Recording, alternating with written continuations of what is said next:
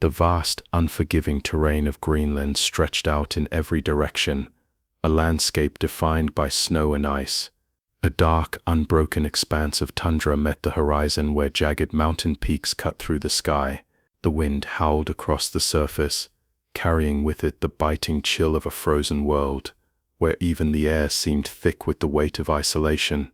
The sun, a pale shadow in the sky, offered little warmth as it skimmed the horizon, casting long hollow shadows that stretched far beyond the land's edges. Greenland, for all its vastness and beauty, was a land of extremes. Here, the earth was scarred by glaciers that moved like slow rivers of ice, carving out deep fjords and valleys. The snow, deep and unyielding, covered the land in a blanket of white, turning every ridge and crevice into a potential hazard. The temperature in the winter months could plummet to dangerously low levels, and the wind, always present, cut through the environment like a blade. For anyone unprepared, this place was capable of swiftly erasing any trace of humanity, of rendering even the most determined of travelers invisible. For the men of the U.S. Army Rangers, this was their new home. For the duration of their mission, they had been sent to Greenland, part of a larger strategic operation during World War II, with little more than their training and determination to rely on. Their mission, to set up a base of operations and gain a foothold in this isolated, frigid corner of the world, was vital to the war effort. They were told little else, their task being simple: survive the elements and execute their orders. Their arrival was marked by a muted sense of uncertainty. The Rangers unloaded from their transport aircraft, each one stepping out onto the cold, hard surface of Greenland, with the quiet acknowledgement of the difficulty of what lay ahead. There were no signs of life, no welcoming party, no infrastructure to rely on. Only the ice, the snow, and the endless expanse of land that seemed to go on forever.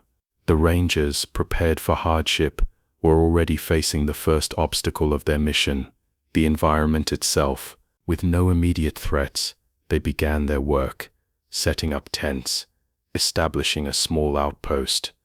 Their equipment, though designed for rough conditions, was tested immediately by the extreme cold and the relentless winds.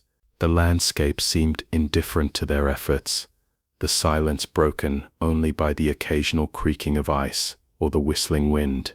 There was no shelter from the elements, only the harsh beauty of the land, both captivating and ominous in its solitude.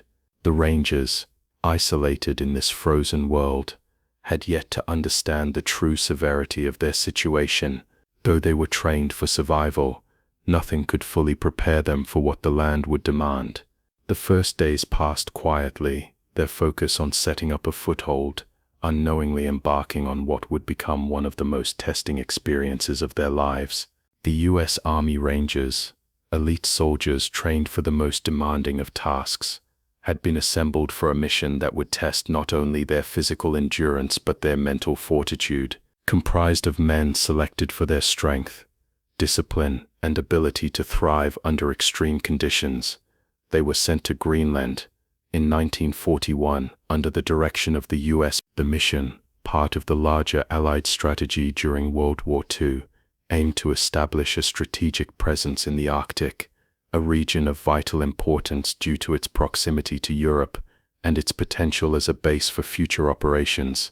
The Rangers who arrived in Greenland were not strangers to hardship. Their training had taken them through some of the harshest environments on Earth, from the mountains of the Pacific Northwest to the dense forests of the eastern United States. They were taught to survive with minimal resources, to adapt to whatever conditions they might encounter, and to remain calm under pressure. But even the most experienced soldiers could not have fully anticipated the brutality of Greenland's frozen landscape. The mission was part of a broader effort to secure Arctic territories, a region that had long been a strategic area of interest. Greenland, with its isolated nature and rugged terrain, was an ideal location for an airbase that could be used to launch attacks on German forces occupying northern Europe. The U.S. military's objective was clear: establish a presence in Greenland, set up necessary infrastructure, and prepare for future operations. The team of Rangers, led by a seasoned commander, understood the gravity of their task. They were not there for a simple training exercise, but for a mission that could alter the course of the war. The stakes were high. Their arrival was just the beginning. While they had come with a sense of purpose, the reality of the environment began to set in quickly. As they set up camp and unpacked their gear, they realized that Greenland's challenges were unlike anything they had trained for.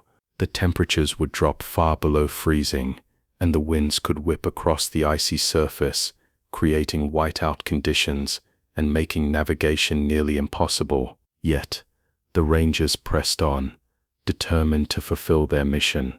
They built temporary shelters, set up a rudimentary communication system, and began to plan their next steps.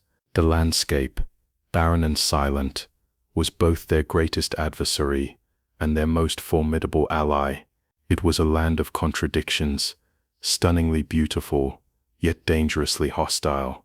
The sense of isolation grew stronger with each passing day. Though the Rangers were a group of capable men, the loneliness of the Arctic began to seep in. The hours were long, and the tasks, basic as they seemed, were exhausting. Setting up their camp was only the first challenge. Their survival depended on their ability to work together, to trust in their training, and to rely on their resourcefulness. At this stage, the Rangers had yet to face true danger. The cold was biting, the winds unforgiving, but they were still in control of their situation. The mission was progressing, but they had no idea what lay ahead. As they completed their preparations, the realization slowly dawned: their survival was not guaranteed. Greenland had already begun to make its presence felt. It did not take long for the Rangers to realize that their mission, while seemingly straightforward, would present far greater challenges than anticipated. The extreme cold of Greenland began to take its toll on both their equipment and their bodies. What had initially been a mere inconvenience soon became a formidable obstacle. The harsh environment did not offer the luxury of preparation or adaptation. It was immediate, unforgiving, and relentless. The first sign of trouble came as the temperatures dropped, lower than the Rangers had ever experienced. Even with their high-quality gear, the cold seeped through their layers of clothing and insulation. Frostbite became a real concern, and what seemed like a manageable cold snap soon turned into a battle for survival against the elements. No matter how many layers of clothing the Rangers wore, their extremities would go numb, and the deep chill would gnaw at their bones. The cold seemed to exist, not only in the air, but in the ground beneath them, the frozen soil exuding a bitterness that made every step heavier than the last. The Rangers had been trained to endure, but they had not prepared for the unrelenting nature of Greenland's weather. It was not just the temperatures that were difficult to manage, but the wind. The constant howling gusts were like invisible forces pushing against them. Even the simplest tasks, like setting up tents or securing gear, became exponentially more difficult as the wind kicked up snow, turning the landscape into a near impossible maze. Visibility was often reduced to mere feet, and the feeling of isolation grew with each passing hour. The team's spirits remained relatively high at first, despite the cold. They had come to expect hardship after all, and the familiar sense of camaraderie helped to maintain morale. Yet, there was an underlying sense of tension building, an awareness that something was amiss.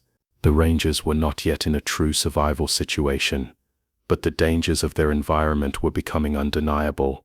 Their decision to push forward with the mission now seemed more precarious. Supplies began to dwindle faster than anticipated due to the increased difficulty in managing them under the harsh conditions. The food reserves, carefully packed for the journey, were slowly being used up, and each meal became a reminder of the fragility of their situation. The isolation they had initially accepted as part of the mission was starting to feel like an inescapable reality, and the idea of rescue, of returning to the warmth and safety of civilization, seemed increasingly distant. It was not a single event, but the cumulative weight of these challenges that began to create a sense of unease. The Rangers could feel the situation shifting. The environment was not simply something to endure, it was actively shaping their experience. Every decision, every action now carried consequences. The cold, the wind, the isolation, they were all constant reminders that Greenland was a world unto itself, one that did not yield easily to human will. The first real sign of danger had not yet arrived, but the Rangers were beginning to understand that the greatest threat would not come in the form of a sudden storm or a quick violent incident. It was the slow grinding pressure of the environment itself. They had underestimated it, and the land was beginning to reveal just how much it could take from them. As the days wore on, the reality of surviving in Greenland became increasingly apparent to the Rangers. With each passing hour, the extreme cold settled deeper into their bones, and the demands of the environment began to shape their daily routines. The harshness of the land required a constant effort to adapt, as the Rangers' survival depended on their ability to manage their limited resources and withstand the brutal conditions that defined their existence. The Rangers' first priority was shelter. The harsh wind and freezing temperatures left no room for error when it came to setting up camp. The tents, designed to withstand cold but not built for the extreme conditions they now faced, were constantly battered by the wind. Though the soldiers took every precaution, ensuring that the tents were anchored tightly to the ground, there were moments when the wind howled so violently that it seemed as though the very ground beneath them would be torn away. The Rangers had to adapt, reinforcing their shelters and finding creative ways to ensure they were not overwhelmed by the elements. Inside the tents, the cold was inescapable. Even with stoves and fire barrels, warmth was fleeting, and the temperature never truly rose to a comfortable level. The Rangers huddled together for warmth, their breath visible in the air as they went about their tasks. Despite their best efforts, frost would form on the inside of their tents, and ice would build up on the edges of their gear. Clothing became damp from condensation, further draining the Rangers' energy as they struggled to stay warm and dry. Food, too, was a constant challenge. The Rangers had been issued rations designed for military expeditions, but these supplies quickly became insufficient as the days stretched on. Preparing meals was labor-intensive, requiring careful rationing and creative methods to conserve what little they had. Some of the more experienced Rangers hunted the sparse wildlife, though the frozen landscape made it difficult to find enough food to keep everyone nourished. For the most part, their diet consisted of freeze-dried meals, which offered minimal sustenance and little comfort. The cold made it difficult to even enjoy food, as each meal became a chore rather than a source of comfort. Discipline, already ingrained in the Rangers' training, became essential for maintaining their routine. Every task, no matter how small, had to be completed with precision and efficiency. They worked in shifts to ensure that everyone had a role, whether it was maintaining the shelter, preparing food, or keeping watch for potential dangers. Sleep was fitful at best, as the constant cold made it difficult to find any real rest. The Rangers' bodies, exhausted by the harsh conditions, longed for warmth and relief, but they had learned quickly that neither would come easily.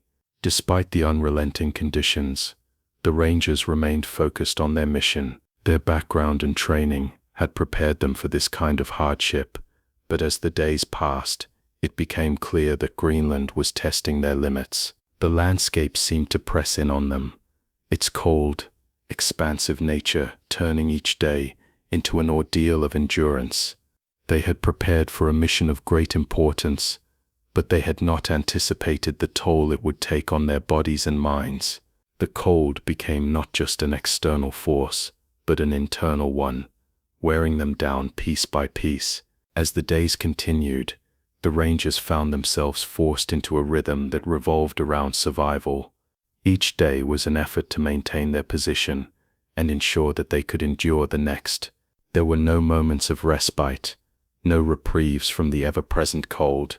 The world outside their shelters was a silent, frozen wasteland, unchanging and indifferent to their presence. It was in this isolation, with nothing to distract them from their own thoughts and struggles, that the true nature of their mission began to take shape. They were not just fighting against the elements, they were fighting against time itself. The daily routine became a matter of discipline.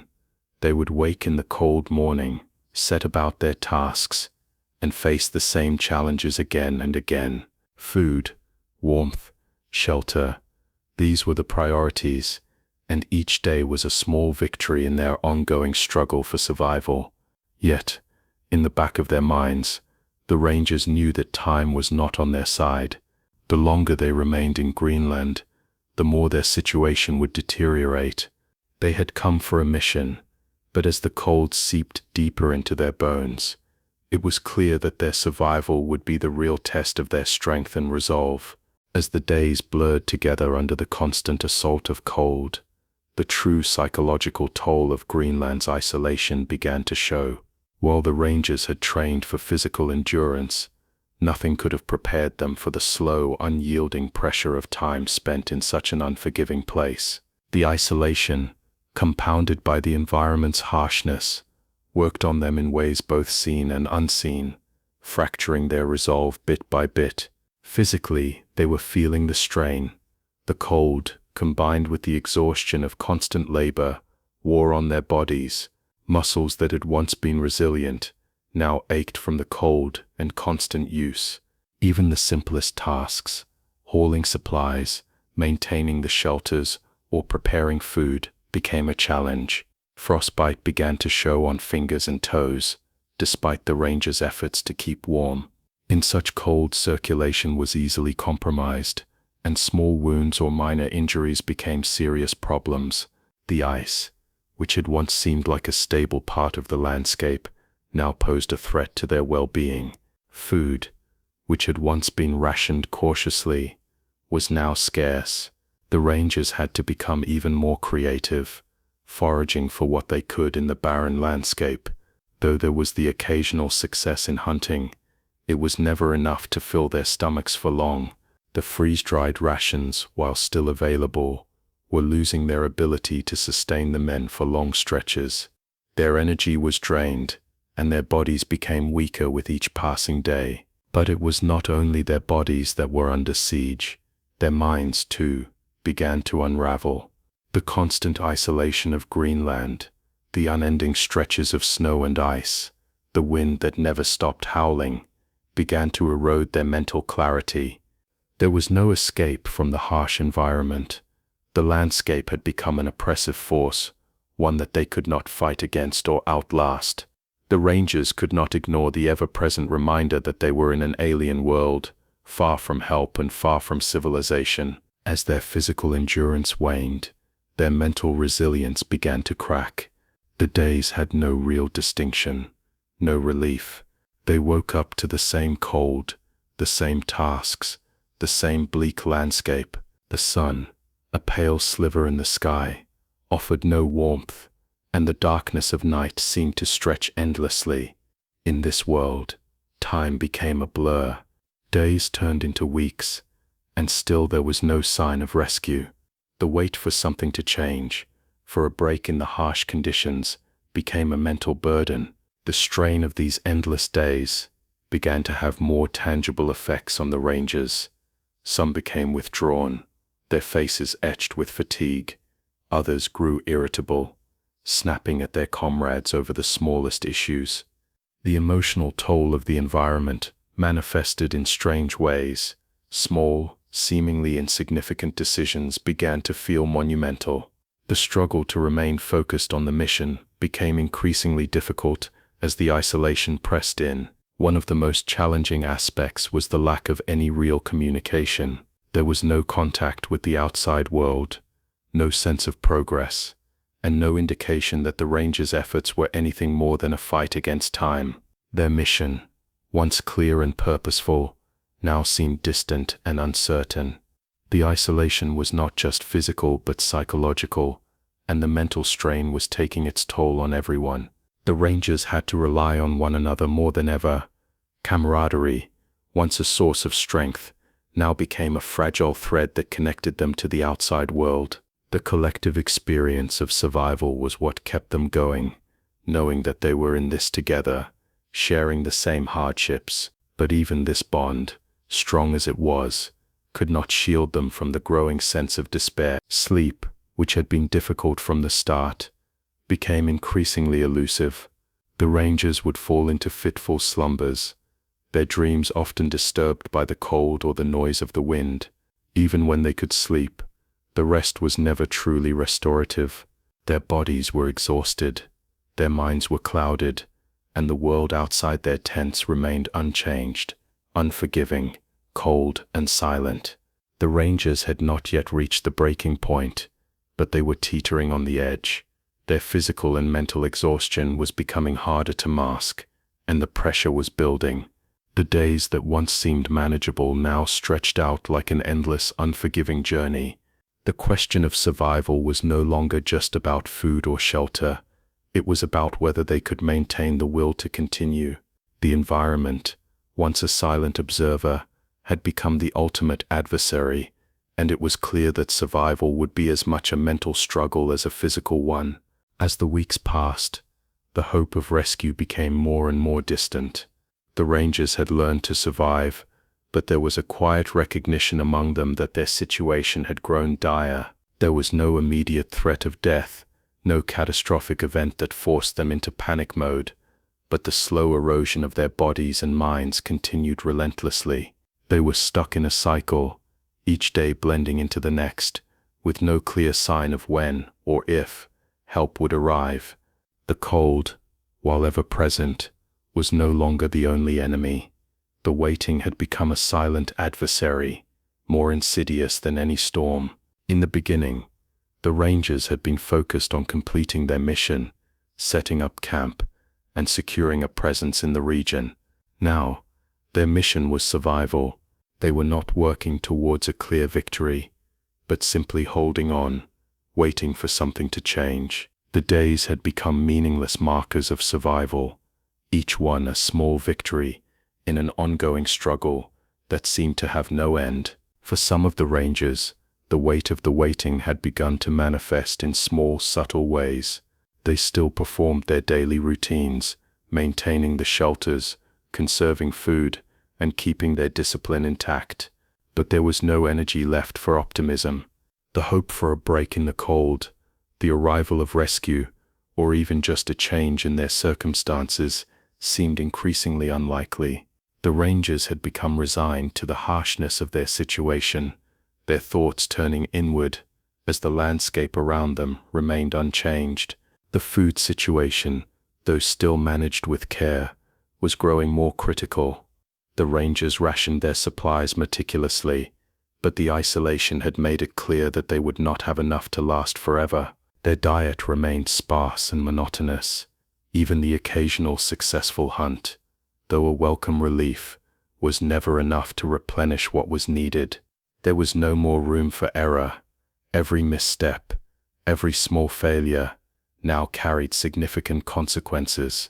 They were living on the edge, each meal a reminder of just how fragile their survival had become. Still, the Rangers pushed forward, day by day, in their silent wait. They would look up at the sky each morning, hoping for the appearance of a plane, a sign that their ordeal was nearing its end. But the sky remained empty, the sound of aircraft engines a distant memory. The Rangers had no idea how long they would remain in this frozen expanse, and the uncertainty weighed heavily on them. The concept of time had become irrelevant in the wilderness of Greenland. Days and weeks had no meaning beyond the act of survival. It was not just the physical strain that weighed on them. It was the mental toll of being so completely cut off from the world. The silence of the Arctic, broken only by the occasional whistling wind or the crunch of snow underfoot, became a constant reminder of their isolation. There were no sounds of human life, no signs of civilization, no connection to anything beyond their immediate surroundings. They had been sent to Greenland to carry out a mission, but now they were simply existing, waiting for something that seemed less and less likely with each passing day. In moments of quiet reflection, some of the rangers began to question their initial motivations. What had seemed like a clear objective, the establishment of a presence in Greenland, now seemed insignificant in the face of their ongoing struggle for survival. The mission was no longer about completing a task, but simply about holding on, about finding a way through the daily grind of the Arctic wilderness. Each new day brought only the certainty of more cold, more isolation, and the faintest hope that rescue might come soon. But even this hope, fragile as it was, had begun to fade. The rangers had long since ceased to believe that rescue was imminent. There were no updates, no word from the outside world. They had no way of knowing if anyone even knew they were in trouble. The cold, the wind, the snow, they were all they had now.